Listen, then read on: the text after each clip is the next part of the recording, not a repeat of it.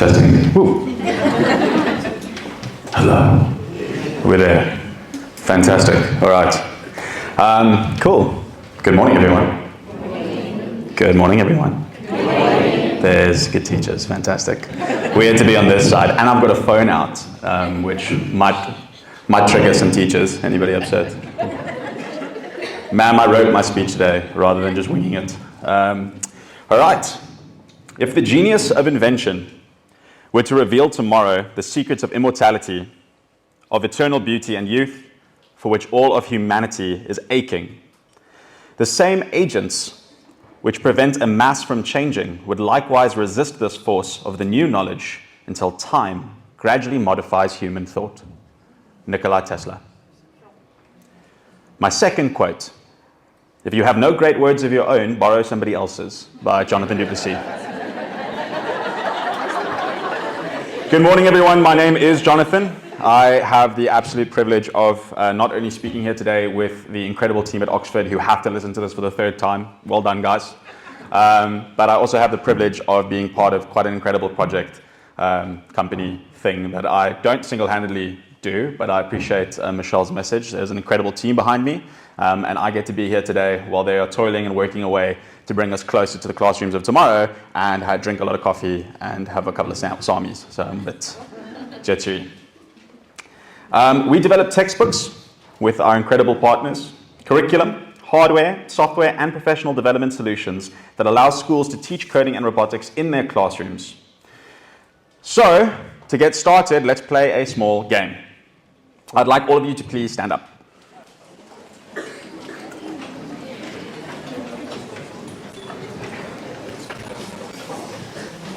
The rules of the game are simple. If you have an answer that is yes to the question, then you may sit down. Does everybody understand the game?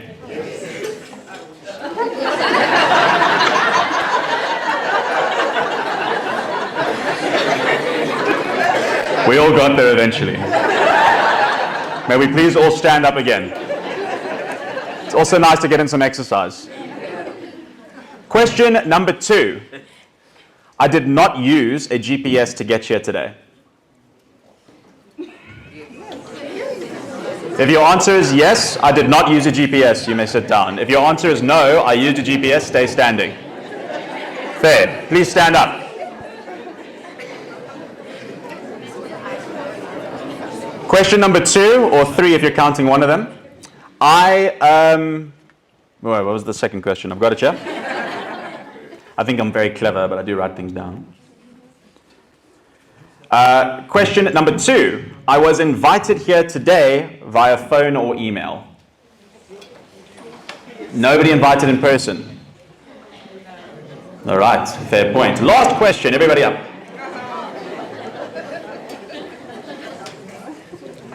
Remember, it's a yes if you sit down. I know my immediate family's cell phone numbers off by heart.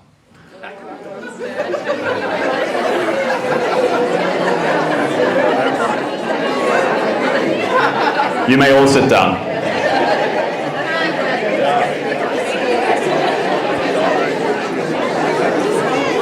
I would argue that before me, there are some 200 incredible educators, and at least 200 of these. Raise your hand if you have 1, raise both hands if you have 2, for the privilege. Cell phones.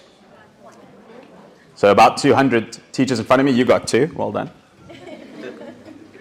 There are some 200 people in attendance here today, and we all have lives that revolve around technology. These bricks of glass, metal, and plastic form a crucial part of our very lives and operate as if by magic. And when they break, we take them off to the magic man. We say, please, and or women, normally in a big shopping center like the one nearby here. And we say, please, Mr. Magic Man or Woman, fix my magical brick. Otherwise, I'm dead to my family, society. I will miss all my meetings. I will miss my conferences. And for a week, it is so. We cease to operate. We head back to our garage. We dig behind a box, and we try to look for that old K53 map that our dad left us in that seat under the car. That is until the magic man or woman returns our magical device to us and our technological-enabled lives receive 4G once more. They are incredible, aren't they? Our inventions, what we have built, as if they were gifted to us by aliens from above, but they weren't. We made them. Who's we? The Elon Musks, the Mark Zuckerbergs, the Steve Jobs, Einsteins, Teslas, or Fords, maybe even Da Vinci's, all brilliant minds, all human beings, all within the same 24 hours as you or I, and all standing on shoulders upon shoulders of giants. Right back to Prometheus and his flame, or the Neanderthal and his wheel. Please do not quote me on my disregard for blending mythology and history. I did want to be an English teacher. All were once children like us, like them, our children, who need to know that in a world full of drones, artificial intelligence, 3D printers, and VR headsets, and interplanetary travel, they are not victims of a fourth industrial revolution. They are up to it. They are level with it. And they are capable of it. And so are we. We, the educators, that share on some level some fear of the unknown. Some of us maybe more than others, but like man who harnessed flame or set foot on the moon, our fear that may stand in the way of us surrendering to the unknown, embracing the change, leaning in instead of leaning out, so that we may inspire learners with our courage as well as our content. That ends my intro. What is robotics and coding? In a nutshell, robotics and coding is an umbrella term for the cross-section of electrical, mechanical, and software engineering. A trilogy of disciplines that shape a vast array of our present technology today. But if you ask a grade 3 if they want to start electrical, mechanical, and software engineering, or better yet, a grade 3 teacher if they want to start mechanical, electrical, and software engineering, their eyes will triple in size. Hence robotics and coding, our umbrella term for the exciting world of innovation that is reaching into our education system. Slide 3. More precisely, computer science, which my friends at Oxford have offered a more direct definition: the study of computers and algorithmic processes, including their principles, their hardware, software designs, their implementation, and their impact on society. For one thing is guaranteed: technology may change. The systems will grow more complex, but the skill set, the conditioning, the thinking and reasoning in this context will only serve to equip our learners for tomorrow. We have heard time and time again that the jobs of tomorrow have not yet been invented. But the same fine motor skills that we use to type are inherent from our skills to weave a basket. The goal, therefore, of computer science education is to develop computational thinking skills, which refer to thought processes involved in the expressing solutions as computational steps or algorithms that can be carried out by a computer. And I will give you a small example. If I were to ask a grade 1 learner to debug a sequence of code, to run a turtle through a maze, they may feel a bit confused. But if I gave them a map and asked them to write instructions for a pirate to reach his treasure chest while avoiding sea monsters, 2 forward, 3 right, 4 left, in point form, they're learning sequencing while compounding their thinking and reasoning skills. When they make an error in a line of instructions, identify it and edit it, they are indeed debugging. Computational thinking, then, is not producing better pirates, but learners with the right skill set to engage with technology regardless of the system or the coding language presented to them. All because they were taught the right mindset to do so. I'm really bad at remembering that I've got slides. Why robotics and coding? There are several arguments to its importance. Project-based learning, for example, is widely considered the highest level of teaching didactic skills. They engage the hearts and minds of our learners when provided with real-world relevance for their learning, intensifying their learning process, exposing them to practical examples of work similar to what they will tackle in tertiary education and indeed the workspace. But specifically, why now? Because we're not merely exploring this space out of novelty, but out of necessity. ICT impacts can be felt firstly in the economic context, globally, as an independent study would indicate that a 1% point in increase in the share of ICT graduates correlates with nearly a 0.25% point increase in recent economic growth. We cannot determine the causal nature of this relationship, but we can also indicate that from the Bureau of Labor, when they conducted a survey, they saw that these spaces in mathematics and computer sciences had a significantly lower unemployment rate, as well as a significantly higher average earnings. Does anybody think that we stand to benefit from higher salaries and lower unemployment rates? I feel personally that this is a wonderful step in the right direction for South Africa. Low unemployment rates and an increase in average earnings in the context of SA would not go amiss, as to address our concerns of inequality, robotics and coding can enable those with lower access to technological resources the opportunity to catch up and, consequently, mitigate these inequalities. I do feel that technology is the great equalizer. In the fourth industrial revolution, our currency is no longer information, because our access to information today is unparalleled. Now, the currency is focus. I am convinced that through focus, if somebody has access to a smartphone, or the internet, or a local library, they could write the next line of code that changes the face of education or technology. Don't believe me? Who remembers Pokemon Go? Did anybody lose a child to a stray wall? No. The poverty, Shai Li, later known as Nomura, grew up in poverty in a rural village in China. The village had no automobiles. It was so poor that he would actually go and run and find his grandparents and tell them that a car is coming today, come and see, come and see. Later on, his dad got a job in Japan where he moved. And because of the language barrier, he couldn't make any friends at school. However, they converged on a common interest, which was video games. He found that through video games, he created camaraderie with his Japanese fellow students, and they could build friendships once more.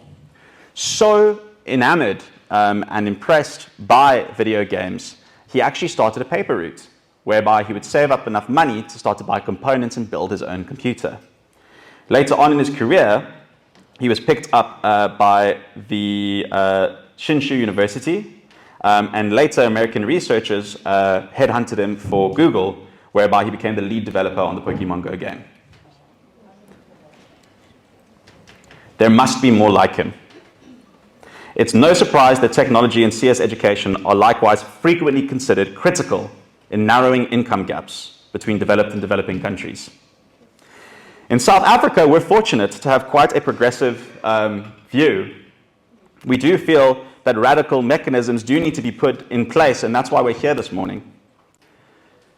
Because the proportion of students at the end of primary education achieving at least a minimum proficiency level in mathematics sits at a staggering 19%, significantly lower than the rest of the world at 60%.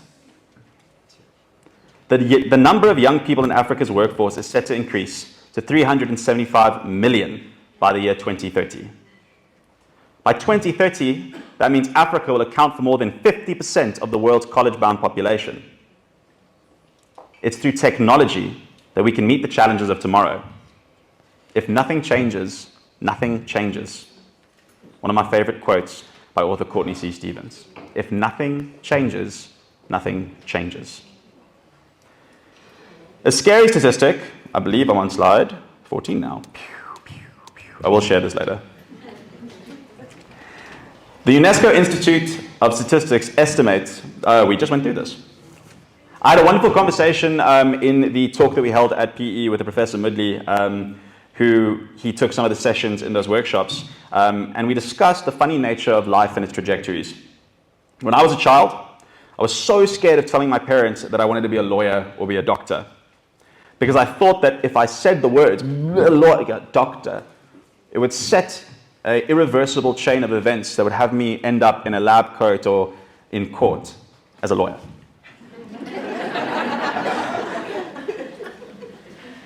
Raise your hand if you knew exactly what you wanted to be at 18. And I've actually noticed that a lot of teachers do sometimes.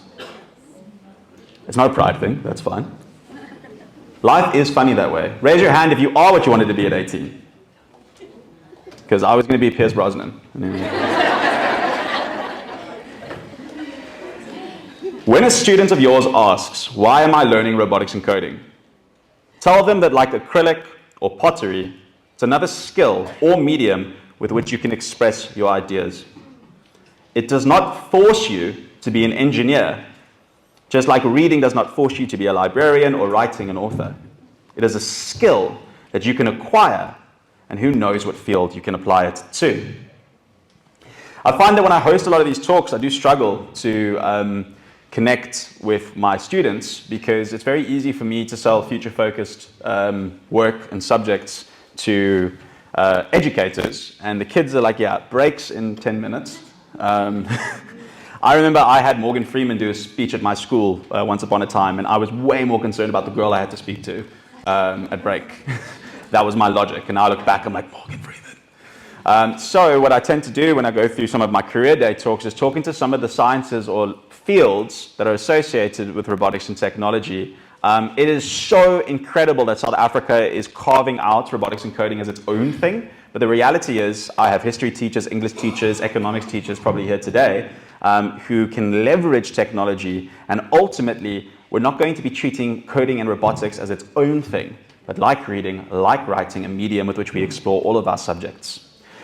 We talk into the massive automobile industry with hundreds of billions of dollars and how the same infrared sensors that we teach in grade 9 are being littered all over that thing to make sure that it doesn't bump into people. Yes, they do, but statistically a lot more than we do, a lot less than we do, one would hope. We look at the advancements in law enforcement and the military. Put up your hand if you've seen that Boston Dynamics video with MIT, the dancing robot. I may have shown you it, but if you saw it on your own, if you want to go on their YouTube, it is absolutely amazing the advancements they've made in movement technology. Now, you might be thinking when you see that, oh no, I stole a sweet, and you kind of just jog away slowly. But the reality is in a lot of second and third world countries, actually, you know what, globally, there are no-go zones where people need help, they need aid, and we cannot access them.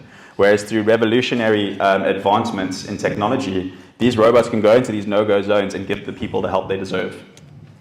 We talk about advancements in surgery. Sorry if this is a bit sensitive, but I have friends who I studied with in university who would have made incredible surgeons who did not have the fine motor skills or the shakes, so they couldn't actually advance in their career path, where now we can have the top minds in the industry behind the glass operating these incredible machines with a 99.9% error mitigation rate, which for me, if you're doing that to my arm, I want the highest rates possible of things going well. We talk about advancements in housing. I've got to be honest with you, at Resolute, I'm probably the most skeptical of new technology, especially when it comes to the responsibility we have to our students. Yes, things are cool, and if it lights up and it whistles, great. But at the end of the day, that's usually a parent paying money towards wanting the best for their kids, you as an educator feeling immense pressure to go with a good solution. So I try not to introduce anything to our schools unless I feel a deep-seated need or an applicable outcome to a technology. And that's how I felt about 3D printing. I was like, cool, my brother plays D&D, we can print little figurines, that's great, it's a very expensive toy. I was chatting with my cousin who actually works on an oil rig off the coast of Somerset West, and he says, no, dude, we're actually getting trained on 3D printing. Because if we break a tool, say a wrench or a spanner, and we don't have any spares on board, we have to order it in, they have to process that order, they have to fly it out, and we literally lose millions of dollars with downtime on repairs. Whereas if you can print it. I'm not going to tell you 3D printers go, because they don't. But within a matter of hours instead of days, they can get back on track. We have partnered with an incredible company called Y-Toys, who are doing a lot of research into the medical field in printing prosthetics. And now we're getting to a stage where with stem cell research, you can print organs, which sounds super space-aged and something I'd be averse to until you've had a family member on a waiting list for a donor, and then you realize that this is revolutionary to get people that need their help in those medical fields.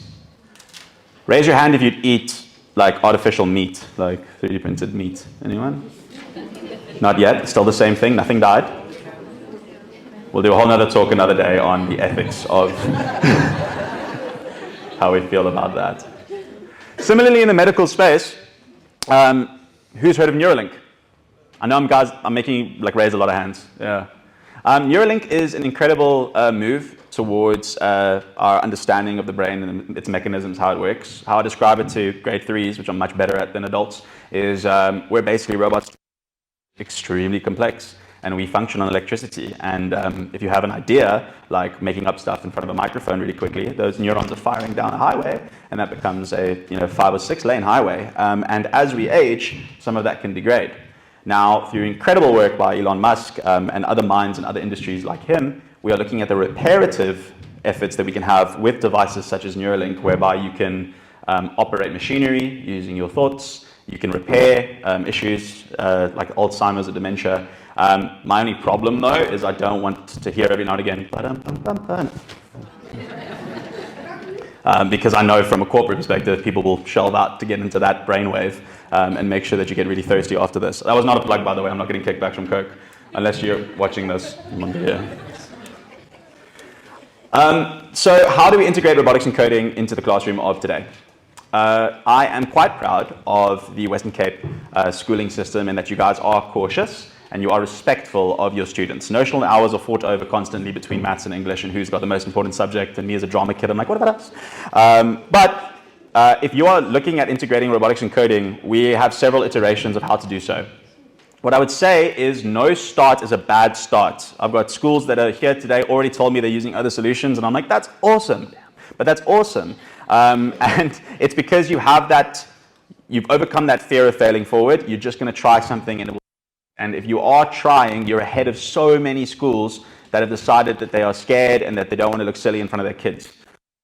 All doing this for the first time. And as soon as we get to that point where we tell our students, listen, I'm figuring this out too, the sooner we can get on a path of integrating these subjects.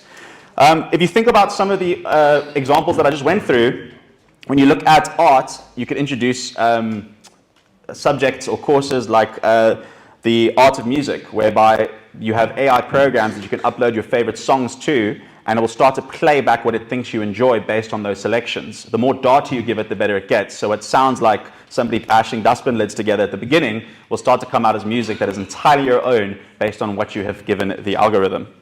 If you look at, I was talking to a school this morning about how some of our students are using our app development course to build their art catalogs. So you can go through their portfolio through an integrated app environment, and they do the UX as part of their projects. If you think about drama, we were talking about writing plays, whereby you might take the Terminator and Shakespeare and bloop and see how it goes. If you've ever seen those scripts that come out of Friends, where you feed a bot Friends and then it pumps out, Joey says something silly, Monica laughs, somebody falls over.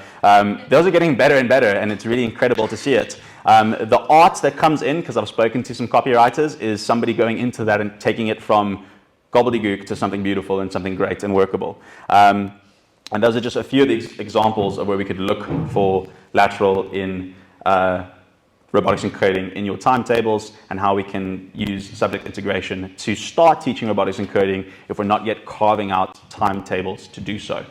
I'm going to end off with another story. We started out as a maths tutoring company, which still is alive and healthy today. And we were trying to be the new kids on the block and have PlayStations and have toys and play football, all in an effort to create fun around maths. And we did it, and it was great fun. Our CEO, Rajesh, ran it himself, and then marks did not improve. Football did, but the marks, not so much. And then we thought, hey, what if we started offering coding and robotics on the weekends as an incentive to have learners perform better in the mathematics that they get over, they can join robotics and coding, which was like, wow. It worked. I'm not going to tell you it was chalk and cheese, but kids were like, oh, I want to bit of a hustle, and it worked exceptionally well for our first 4 adopter schools. And one such student by the name of Cable joined the South Downs club, and he was unteachable. He would get up, he would walk outside, he'd walk around, he'd go chat to his friends, he'd call people in the middle of class, and Gareth, the teacher at the time, was like, dude, why are you here? And my mom said I had to do something constructive and make friends. Oh. So he said, well, do you even enjoy coding and robotics? And he said, dude, I know more than you. We all have at least one of these. Where they're like, don't worry, I got this. I've hacked into the mainframe, or I know how to get into your emails. I've shared the Wi-Fi password to everyone. So we said to him, we said, well, you really are doing some extraordinary work, and he is an exceptional programmer. And we said to him, if you get your marks up and you work through our system, you can come work for us one day. So some 4 years later, Cable is one of our head developers on our IT platform. And I want to tell you quite an interesting story to end off, is one day Gareth and Rajesh are in an office and they are arguing over a development. Rajesh had an idea, Gareth's the IT guy, has to deliver. There's this like blend between fact and fiction that sometimes gets muddled. And Gareth says, it can't be done, can't be done. I'm going to need too many developers, I'm going to need too much money, we're still too small, I can't do it.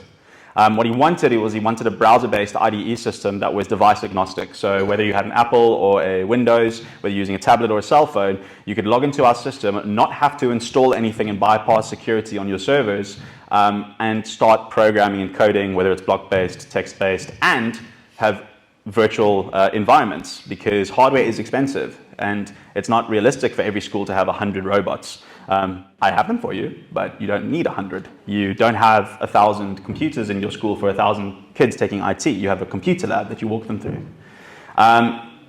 Cable overheard this argument on the Friday and arrived on Monday with a prototype of what is now the Resolute IDE that is in over close to around 400 schools in the country right now, over 6 countries, and servicing around 50,000 students globally from that guy who wouldn't pay attention in class. Thank you. I hope you got that one, friend, because we tease him every time we say it. Good, you got the photo, fantastic. If we're going to have 375 billion students, there must be more like him. And for me, having a place where these students can thrive, where they feel that they traditionally have been aided by a traditional schooling system, is a new vertical where maybe they can come across the crazy space of coding and robotics. I have a beautiful story about our CEO who had a very similar experience with his learning difficulties. To close off, I believe the quote is by Angelo. Again, I will borrow some beautiful words. I learned that people forget what you said, people will forget what you did, but people will never forget how you made them feel. And I hope that I've inspired you in some way this morning. For those of you who don't know who we are and what we do, we have built a 5-part all-inclusive solution for robotics and coding. That is teacher training, that is SACE accredited and endorsed, that is curriculum with our wonderful partners from grade R through to grade 9. We even have modules for our FET groups. We have an incredible LMS system that the likes of people like Cable have built, that we are exceptionally proud of, that offers video tutorials for teachers and learners. We've built our ATPs, lesson plans, PowerPoints, and of course the hardware that kind of sews it all together, and the books that we have released with our incredible partners that have brought it as a subject into the classroom. In the past we had kids who said, oh yeah, I did my homework, it's on the cloud. And now it's open your book, turn to page 9. We feel that that blend has been revolutionary in how we've approached robotics and coding with Oxford. So if you are interested in hearing me talk more, or that handsome gentleman over there, or any of my Oxford team who are absolutely incredible, please do. We're over there, or you can scan the code on your thing. Thank you, everyone.